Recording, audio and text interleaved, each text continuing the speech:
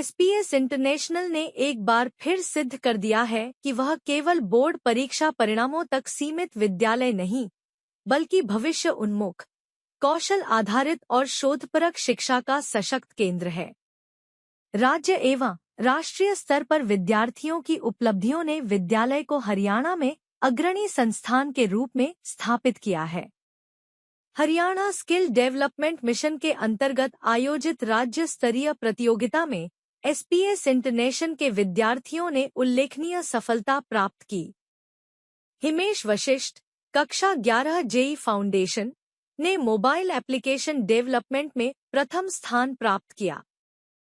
संचित गौतम ने उसी श्रेणी में द्वितीय स्थान अर्जित किया। आर्यन प्रसाद, नीट फाउंडेशन, ने इलेक्ट्रॉनिक्स इनोवेशन में उत्कृष्ट प्रदर्शन किया।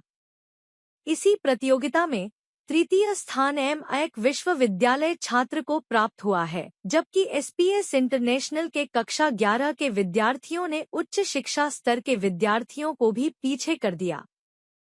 विद्यालय के युवा निर्देशक चेतन भारद्वाज की पहल पर विद्यार्थियों को हरियाणा स्किल डेवलपमेंट मिशन में भाग लेने के लिए भेजा गया था।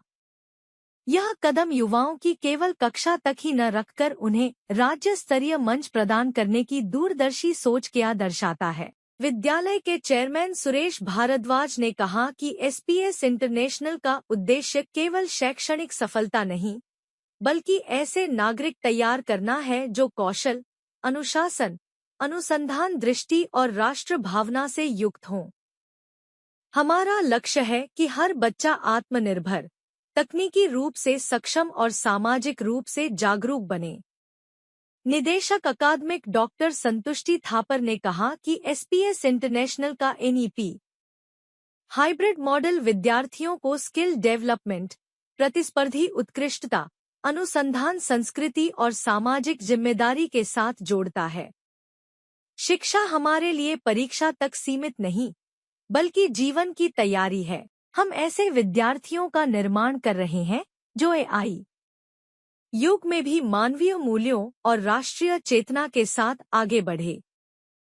आपने क्या किया? We have do a research on our fields on topic digital pollution. क्या फायदा होने वाला फ्यूचर में इससे? We have to this helps the parents to aware their child on the digital pollution and और कुछ आजकल के ऐसे बच्चे हैं जो कुछ ज़्यादा ही एडिक्ट होते जा रहे हैं अपने फोन्स एंड टीवीज़ के। उससे उन्हें उनके social, physical and mental health पर भी प्रभाव पड़ता है, तो उससे हम उन्हें अवेयर कर सकते हैं। तो बच्चों का फ्यूचर किस तरीके से इसको देखते हुए सिक्योर रहेगा? ये अगर ज़्यादा एडिक्ट होते हैं बच्चे इस फ़ोन्स या टीवीज़ के, तो उनकी सबसे पहले तो आइज़ कमज़ोर होती हैं और फोकस लेवल भी रिड्यूस होता है, और वो जितना रिजल्ट जनरेट कर सकते हैं वो जनरेट नहीं कर पाते हैं उतना। All media persons, today is a proud moment for SPS International, not because our children, you can see the children are here, they have won competition at a national level, but because they have proved कि age is not a limitation when the preparation is going strategically। ये जो बच्चे हैं, इन लोगों ने Haryana skill development mission के अंदर 2 students they have secured the first and second position in the mobile application. The other student has excelled the first position in the electronics। अब देखिए यहाँ मजे की बात ये है कि ये बच्चे 11th स्टैंडर्ड में पढ़ते हैं और इन्होंने मोबाइल एप्लीकेशन के अंदर इस कंपटीशन के अंदर फर्स्ट सेकंड पोजीशन लिया, जबकि जिस बच्चे ने थर्ड पोजीशन लिया वो एमटेक है, यूनिवर्सिटी का स्टूडेंट है। इससे एसपीएस इंटरनेशनल के बारे में ये पता चलता है कि जब बच्चों का प्रिपरेशन स्टेम के थ्रू होता है, प्रैक्टिकल लर्निंग के थ्रू होता है, एक्सपोजर, रिसर्च माइंडसेट और डिसिप्लिन के साथ होता है, तो एज कहीं भी मैटर नहीं करता है कि 11th का बच्चा भी एमटेक के स्टूडेंट को कोडिंग के अंदर, मोबाइल एप्लीकेशन के अंदर बीट कर सकता है।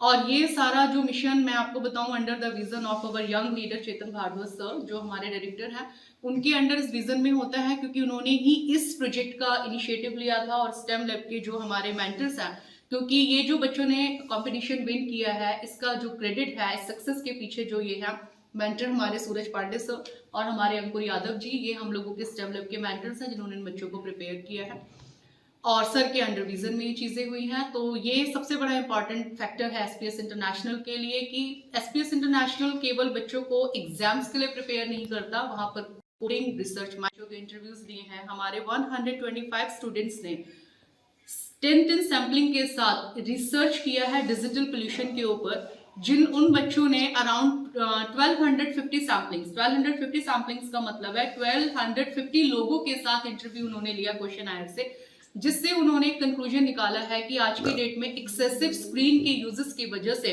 बच्चों में फोकस का, डिसिप्लिन का एंड स्लीप डेप्रिवेशन का एंड अटेंशन डेफिसिट का जो इश्यू है वो किस किस वे में है, और जिससे के लिए बच्चों ने रिसर्च का ये जो कंक्लूजन निकाला, उन्होंने ये पाया कि जिस तरह से आज तक 3 तरह के पोल्यूशन थे समाज के अंदर, air pollution, sound pollution and water pollution, लेकिन आज की डेट में बच्चों के लिए जो सबसे बड़ा पोल्यूशन, जो सबसे बड़ा थ्रेट है वो है डिजिटल पोल्यूशन, जिसके बारे में वो अपनी इस रिपोर्ट को डीसी ऑफिस में भी सबमिट करेंगे, एडमिनिस्ट्रेशन के सामने भी, गवर्नमेंट के सामने भी और मीडिया के सामने उस रिपोर्ट को प्रेजेंट कर चुके हैं, जिसमें वो अवेयर करना चाहते हैं कि digital pollution in the age of AI बहुत ज्यादा बच्चों के लिए एक थ्रेट है, जिसके लिए रेमेडीज एंड सॉल्यूशंस को निकालना बहुत जरूरी है।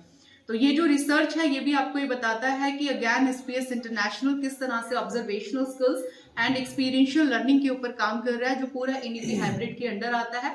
केवल राइटिंग और लर्निंग नहीं, पूरी तरीके से होलिस्टिक अप्रोच किसको कहते हैं, ये आज की पूरी जो प्रेस कॉन्फ्रेंस थी, एविडेंटली आप लोगों ने खुद देखा कि हाउ द एसपीएस इंटरनेशनल और उसके यंग माइंड्स किस तरह से नर्चर किए जा रहे हैं और किस तरह से वो नर्चर हो रहे हैं। Thank you very much.